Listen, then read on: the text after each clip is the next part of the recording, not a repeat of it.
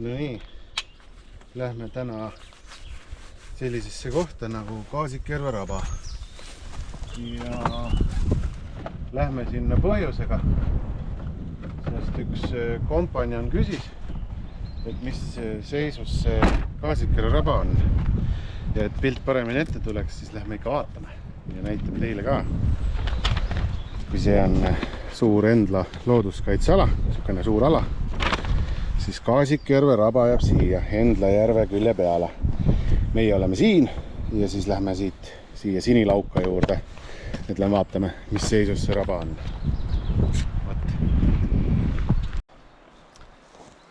Kaasikjärve raba. Siin on, see kaart on natuke vana, siin on torn ka veel näha. Seda torni kahjuks enam ei ole, aga minu üks salaunistus on, et siia alale saaks tornid tagasi. Seesama Endla järve ääres olev torn, see oleks super. Teine torn võiks olla siin Sinijärve ääres ja kolmas torn võiks veel olla, aga seda ma ei näita.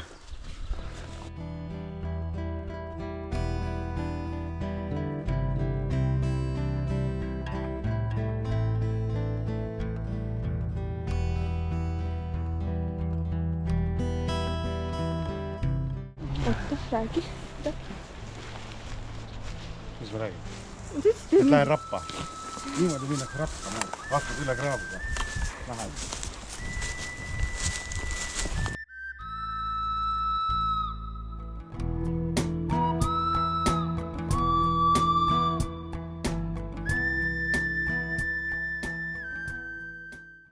Üks kolmandik on käidud.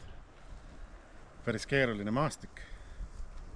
See Kaasikjärve raba kohta on üks hea raamat, ma pärast seal Sinilauka juures näitan seda raamatut ka ja loen sealt ühe lõigu ette. On tegelikult see, kes selle lõigu sinna kirja on pannud, on kunagi öelnud, et suvitisi üldse ligi ei saa, sest et siin on nii märg ja ega siin kuiv ei ole ka. Niisugune lastega siia küll ei tuleks, pigem niisugune 14+ võiks olla vanus. Vähemalt. Sest et siin on raske liikuda. Lähme edasi. Proovime. Kaugele saame.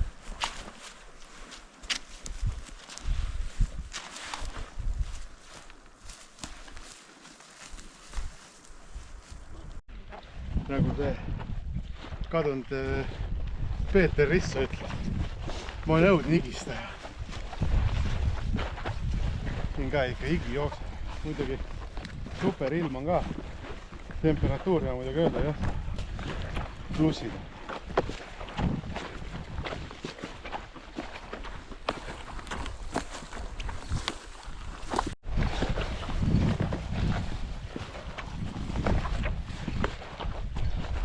See mingi aeg on Eestis räätsarahu. See on nii-öelda nagu niisugune suusõnaline kokkulepe. Aga ütlen ausalt, mina sellest väga kinni pole pidanud, sest et meie ei liigu niimoodi, et anereas mingi tohutu kari läheb, siis muidugi tuleb pidada räätsarahu, sest see on nagu ikkagi korralik pinnase lõhkumine, kui sul mingisugune 20 inimest käib korraga üksteise järgi. Meie tavaliselt liigume niimoodi 6 keisi.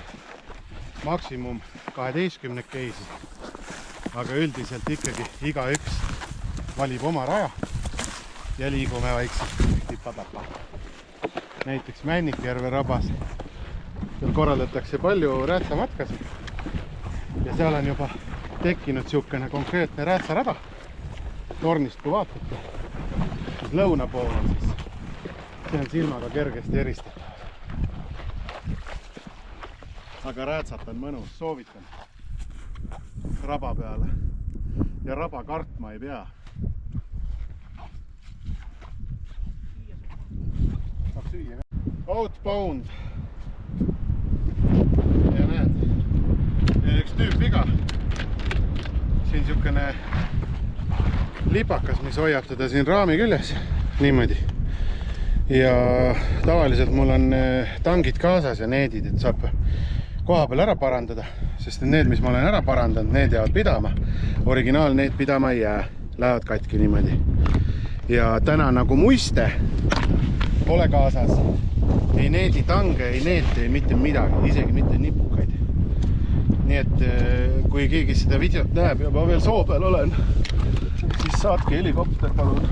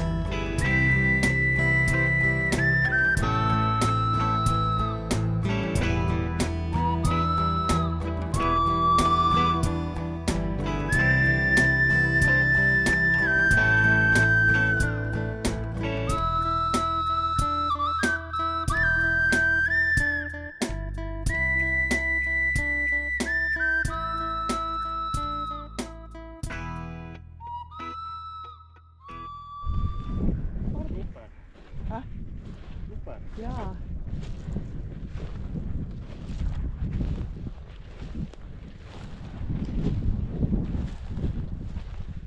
Näitasid, see on Sinilaugas. Kohalike sõnul või õigemini nad on seda nimetanud ka väike Sinijärv. Vee sügavust pidi olema 4 meetrit. Oma jagu. Need jalad ulatuvad põhja küll, aga pea ei ulatu välja.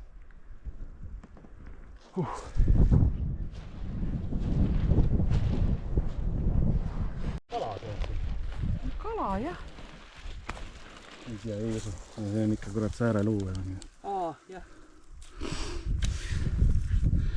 Ei tea, kelle kondid. Väga suur kala. Võib täitsa vabalt mingi kotkadega ka olla.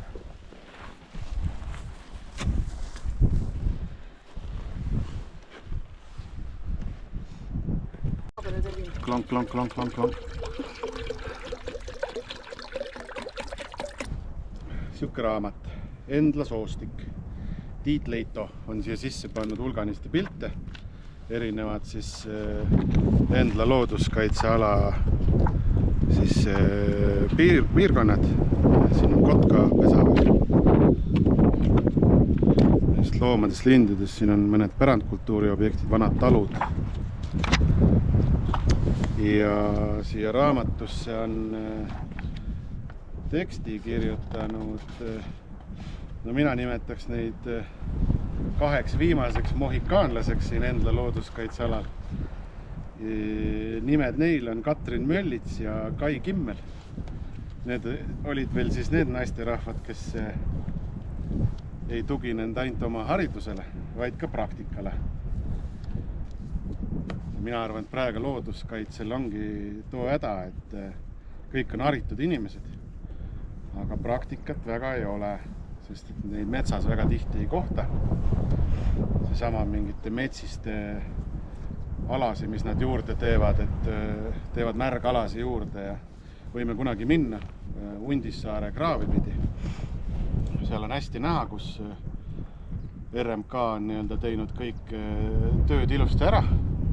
On kraavid korda tehtud, mets on ära hooldatud ja siis on tulnud üks looduskaitse sinna. Tossud jalas ja siis tal oli valida, kas minna sinna hooldatud metsa või teisele poole kraavi, kuhu veel siis RMK pole jõudnud.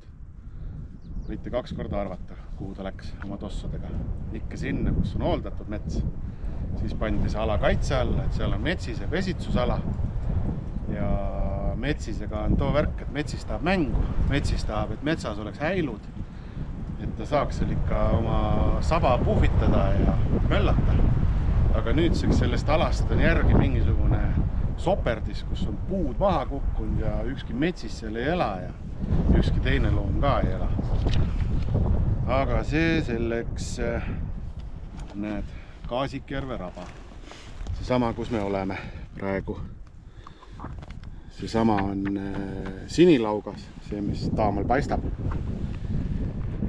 Ja siia on siis kirjutatud: rabas kasvavatest taimedest tekib turvas, mille paksus küündib 8 meetrini, olles enamasti siiski 4-6 meetrit. Turba all levivad endiste järvede setted. Ja vaatan, kas ma leian selle koha üles, siin oli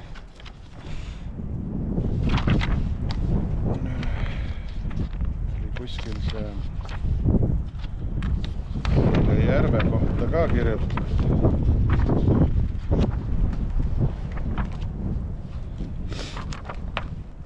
Erandlik teiste järvede hulgas on tumedaveeline sinilaugas ehk väike sinijärv, taimestikuta rabajärv.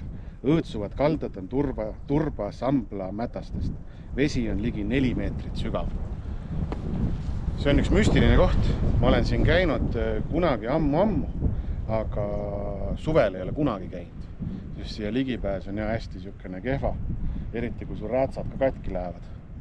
Keegi teab mingi teada räätsa mudelit, siis andke teada, olge hää. Ja soovitan, sellega saab pildi ette, mis piirkonnaga tegelikult tegu on. Väärt raamat. Ja ma näitan kaardi peal ka, kus me oleme.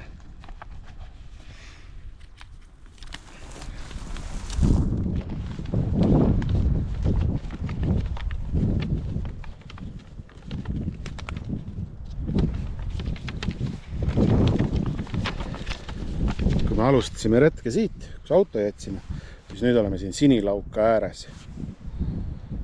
Tulime siit võtta üle raba. Tagasi oleme natuke teist kaudu.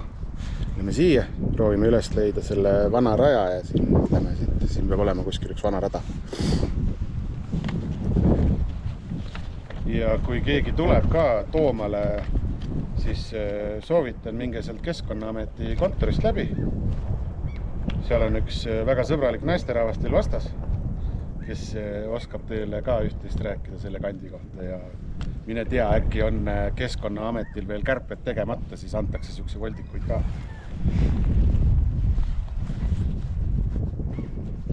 Seda, vaata see 2 kajakat seal, näed või?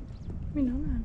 Kaugelt tulin, ma mõtlesin, et see on mingi ilmajaam seal, aga tüübid lihtsalt tiksuvad seal, mõõdavad ilma. Elus ilmajaam. Ja.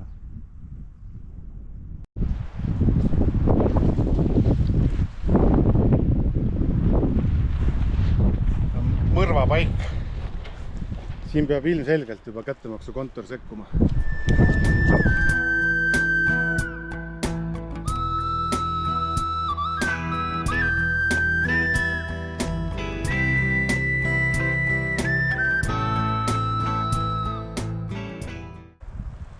Vaat seal alguses kaardi pealt näitasin seda ühte torni kohta seal, või siin Endla järve ääres. See ongi vana torni koht. Ja see oli kõrge ka. Ma siin kõrgust muidugi öelda ei oska, aga vaade avanes siis sinna järve peale. Ja praegu on ka Endla järve peal liikumiskeeld siis linnu pesitsuse pärast. Ja vanasti siit tornist oli seda pesitsust nagu pull jälgida. Ja seda nagu sõnadega edasi anda on praktiliselt võimatu. Seda peaks igaüks ise kogema, aga kahjuks enam kogeda ei saa, sest torni pole. Aga nagu ma alguses ütlesin, minu elesinine unistus, et siin kunagi ikkagi oleks uuesti torn. Loodame.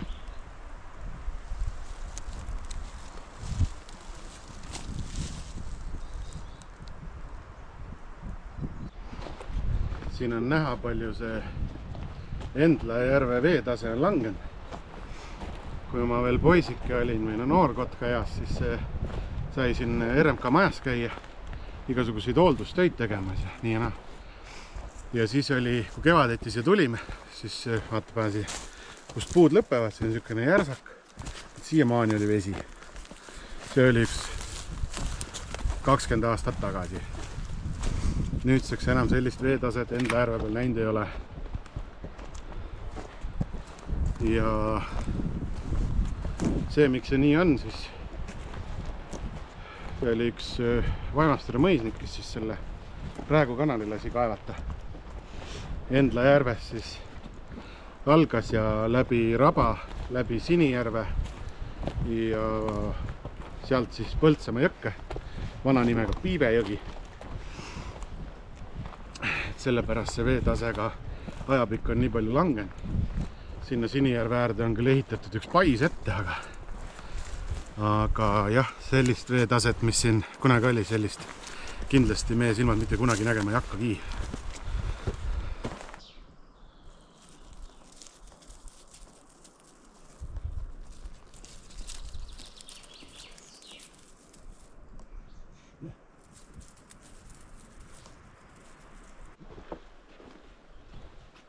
Kunagi oli Endla järve peale piiratud arv kalastuskaarte või kalastuslube ja need load, see läks nagu 1. jaanuari öösel läks müük lahti ja mõned minutid olid need load välja müüdud ja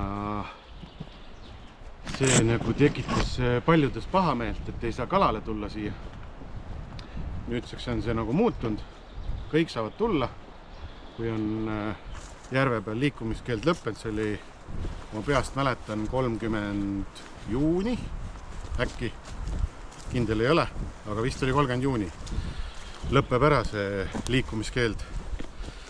Siis läheb lahti haugipüük, haug ja ahven ja mida nad siin püümas käivad, aga siis veel nagu väga hullu rahvast ei ole. Õige rahvast tuleb kohale alles 20. juulil, kui läheb lahti linaskipüük. Ja siis siin on niisugune nagu mustlaspulm. Rahvast on nii palju. Prügi on, vaata, et topelt sama palju. Kogu see trall siin, noh jah, eks ta ole mõtlemise koht. Aga teinekord tundub, et see ainult mõtlemiseks jääbki. Ega keegi väga midagi ette võta. Nagu ise mõtlengi selle peale, et minu arust see nagu halb variant ei olnud, et neid kalastuskaarte siia piiratud koguses sai, vähemalt oli nagu asi kontrolli all ja kõik oli orlung.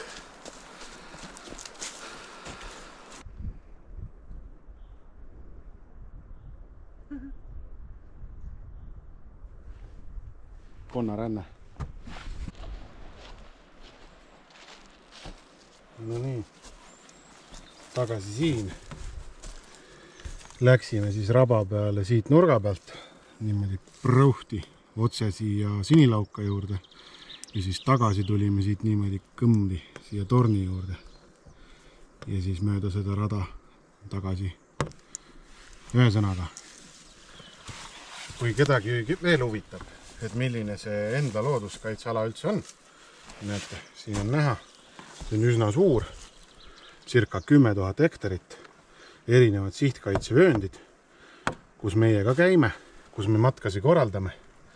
Ja kui vähegi tahtmist aega ja ei ole suuremasi vinguja, et raske ja jalad hõõruvad, siis igal juhul soovitan, tulge, pange end proovile, lähme vaatame, mis sellel alal meile pakkuda on. Davai, pakaa!